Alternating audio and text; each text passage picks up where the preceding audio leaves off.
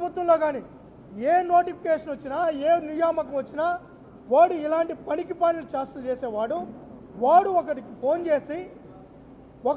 చేసి డబ్బులు దానికి సంబంధించి ఏదో మాట్లాడారని దాన్ని మొత్తం డిఎస్సికి లింక్ పెడతారా?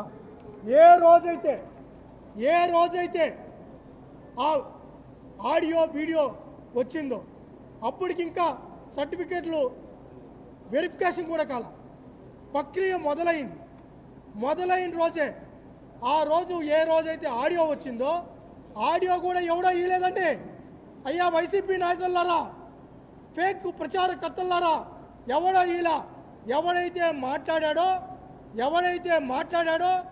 వాడే ఆ కోచే ఆ పర్సనే శాప్ ఆఫీస్కి ఆడియో ఇచ్చారు.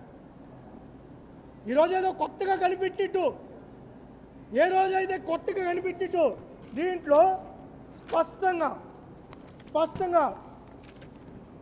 ఏం మాట్లాడాడు, ఆడియోలో ఏం మాట్లాడాడో పెన్ డ్రైవ్ తీసి పోలీస్ డిపార్ట్మెంట్ కమిషనర్కి ఆ రోజే కంప్లైంట్ ఇవ్వడం జరిగింది.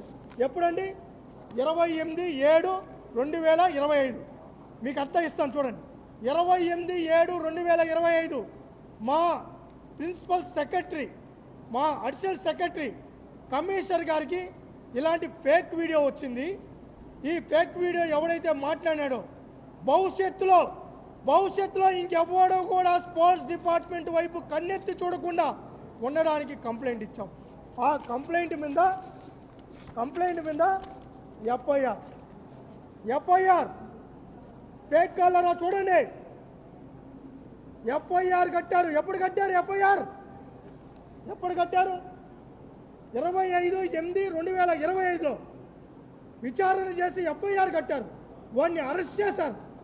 అరెస్ట్ చేసిన తర్వాత ఎవరైతే ఉన్నారో పోలీస్ డిపార్ట్మెంట్ వారు ఎంక్వైరీ చేసిన రిపోర్ట్ ఇది.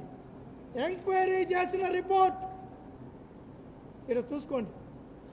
ఎంత పకడ్బందీగా, నిజాయితీగా, ధర్మబద్ధంగా ప్రక్రియని నిర్వహిస్తే అదే రోజు ఆంధ్రప్రదేశ్ స్పోర్ట్స్ అథారిటీ ఒక వీడియో విడుదల చేయడం జరిగింది. ఎవరైనా కానీ ఇలాంటి ఆలోచనలు వచ్చినా, ఇలాంటి ప్రక్రియ మొదలుపెట్టినా, ఉద్యోగాలు ఇస్తామని డబ్బు గురించి ఎవరైనా మాట్లాడినా వాళ్ళ మీద చట్ట ప్రకారంగా చర్య చేసి జైల్లో పెడతామని చెప్పారు. ఇది మా అధికారులు చేశారు. ఒక పద్ధతి ప్రకారం మా అధికారులు ముందుకెళ్ళారు.